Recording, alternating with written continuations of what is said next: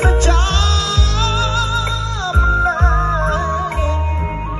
តែគេចង់ក្បែរស្និទ្ធតែនោះឡងតែមកមិនព្រមទូសួនជីវិតកុំគិតក្រែងធ្វើជីរនាងអោពាំងមិនលែង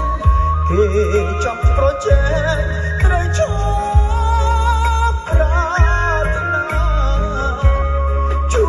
បភ្នំដំរែបនគីអង្គ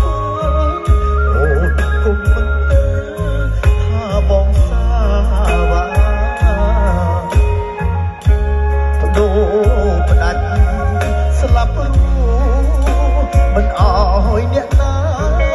យកស្រុកជីវ៉ាចេញពីទ្រូងបងប្រាសាទតាមនគេចង់មកលៃទាំងនឹងថាថ្លៃតាមមនុស្សស្រីជាគូស្នេហ៍បង